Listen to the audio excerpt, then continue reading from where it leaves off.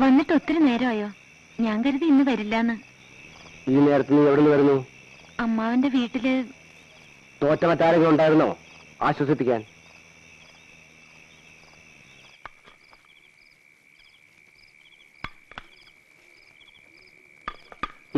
ഇനി എന്നാ ചെമ്പഴന്തിയിലേക്കോ പന്നിച്ചിലേക്കോ വെങ്ങാനൂരേക്കോ ഞാൻ പോകണ്ടേ?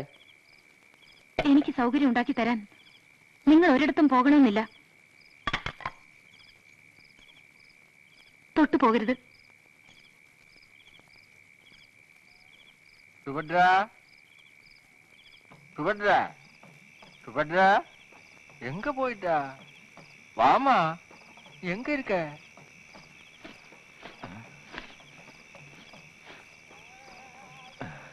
எப்ப வந்தீங்க? ஏன் திடீர்னு வந்தாச்சு? கொடவன் மாளிகையிலிருந்து சுபத்ராவை திடீர்னு காணோம். இங்க இருந்தா கொடுத்துருங்க. இன்னைக்கு தம்பி அங்கத்தோட பிறந்த நாள். சுபத்ராவுக்கு கொடுக்கறதுக்காக வச்சிருந்த சம்மானம் தாங்க. നിന്റെ അന്നത്തേക്ക് ഒരു പിറന്നാ സമ്മാനം ഇനി ഇവിടെ കണ്ടുപോയ രണ്ടിനെ കൊന്നുകളയും. അങ്കത്തേക്ക് ഞാൻ സുഭദ്രാവോട് ഇഷ്ടം. அதுக்கு போய் என்ன அதுக்கு கொள்ளணும்?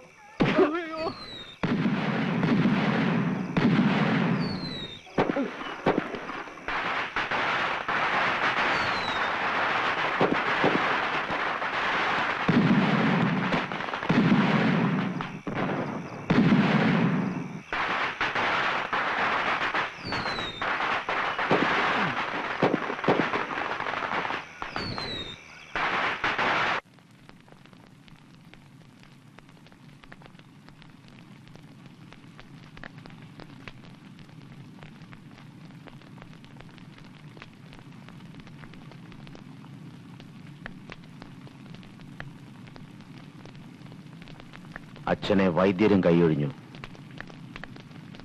ഇനി ഏറിയാൽ ഒരാഴ്ച.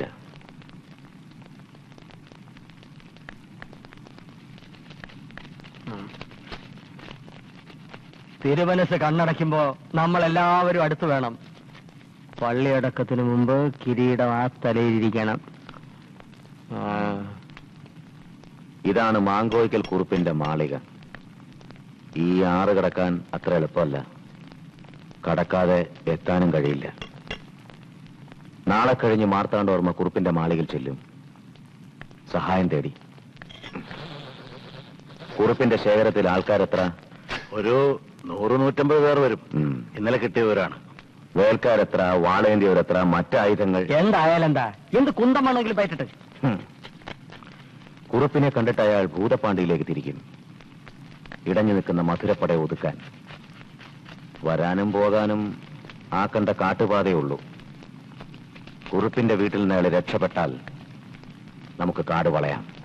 ഒന്നുകിലും ആളിന്റെ അറ്റത്ത്, അല്ലെങ്കിൽ പുലിയുടെ നഖത്തില്. ഇത്രയൊക്കെ രഹസ്യങ്ങൾ കിട്ടിയിട്ടും പറയൂ, നമുക്ക് എന്ത് ചെയ്യാനാകും? പടനീക്കം. നാട്ടുപ്രമാണിമാർക്ക് കൂറി അയച്ചോളൂ. വേണ്ട, ഇതിന് എന്റെ കരക്കാർ മതി. തമ്പിയത്തെ മാങ്കോയിക്കലേക്ക് ഇദ്ദേഹത്തിന്റെ കരക്കാർ പൊയ്ക്കോട്ടെ. കാട് തിരയുന്നത് എന്റെ നേതൃത്വത്തിലാവാം. വയസ്സ് ഇനിയും അംഗത്തിന് ബാല്യമുണ്ട്. താങ്കളുടെ പട ആര് നയിക്കും?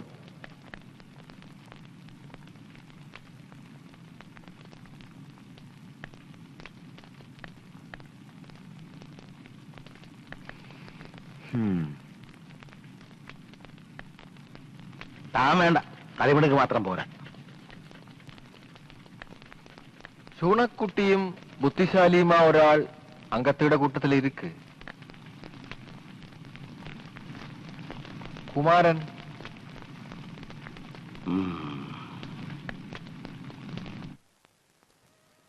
ആ.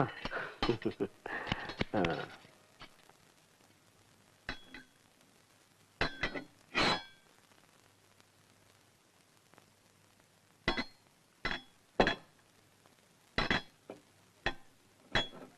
എന്റെ മരണം നീ തട്ടിയെടുത്തതിൽ എനിക്ക് നന്ദിയുണ്ട്. നീ എന്തിന് മൂർച്ചയുള്ള വാൾ തിരയുന്നു? ഈ പടയോട്ടത്തിൽ നീ ജയിക്കുമെന്ന് നിനക്കുറപ്പുണ്ടോ? നമ്മുടെ പടയേക്കാൾ കരുത്തുണ്ട് മാങ്കോയിക്കൽ കുറുപ്പിന്. അവരോട് ഏറ്റുമുട്ടാൻ നിന്നെ നായകനാക്കിയതെന്തിന്? ജയിച്ചാൽ തമ്പി അങ്ങത്തേക്ക് പട്ടം, തോറ്റാൽ വീഴുന്നത് നിന്റെ തല. സുന്ദരയ്യനെ നോവിച്ചു വിടുമ്പോൾ അറിയണമായിരുന്നു, അയാൾ ചതിക്കുഴി തോണ്ടിക്കഴിഞ്ഞു. എന്നെ എന്ത് ചതിക്കണം? സുന്ദരയ്യൻ ചിന്തിക്കുന്നതും പ്രവർത്തിക്കുന്നതും അയാൾക്ക് വേണ്ടിയല്ല. അയാൾ തന്റെ വീട്ടിൽ വന്നതും അയാൾക്ക് വേണ്ടിയല്ല.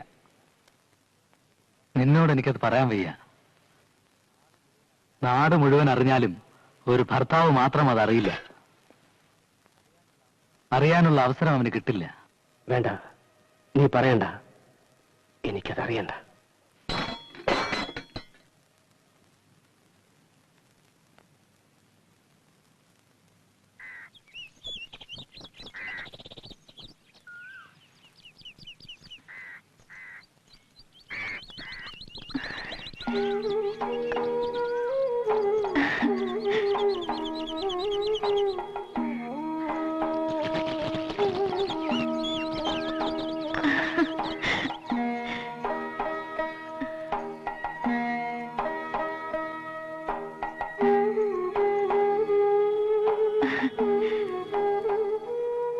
പടം നയിക്കുകയല്ലേ? നീ എങ്ങനെ അറിഞ്ഞു? ഞാൻ കാവിൽ വെച്ചറിഞ്ഞു. തൊഴാൻ തമ്പി അദ്ദേഹം ഉണ്ടായിരുന്നു.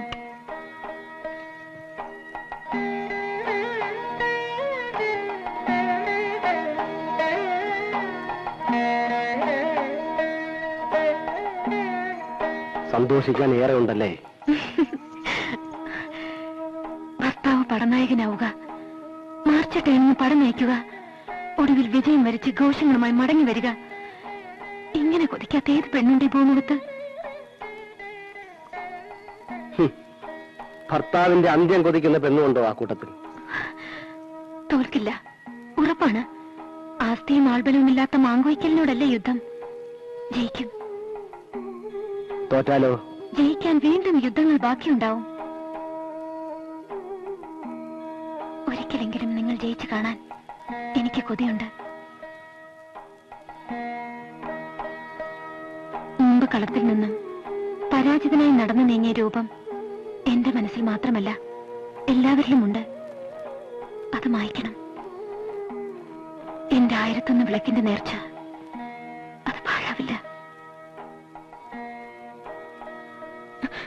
വേണ്ട വേണ്ട, ഇന്ന് എനിക്ക് വ്രതമാണ്. തെറ്റിച്ചുകൂടാ. ഒപ്പം ഉറങ്ങുന്ന പെണ്ണ് വ്രതം തുടങ്ങിയിട്ട് 3 ദിവസമായി. ഇതുവരെ അറിഞ്ഞില്ലല്ലോ. യുദ്ധത്തിന്റെ ആലോചന തുടങ്ങിയപ്പോൾ തന്നെ ഈ പടനായകന്റെ പേര് ഞാൻ കേട്ടിരുന്നു. അവസാന നിമിഷം നറുക്ക് വീണില്ലെങ്കിലോ, അതുകൊണ്ട് പറഞ്ഞില്ല. ഓ, കുരുതിക്കും നറുക്ക്.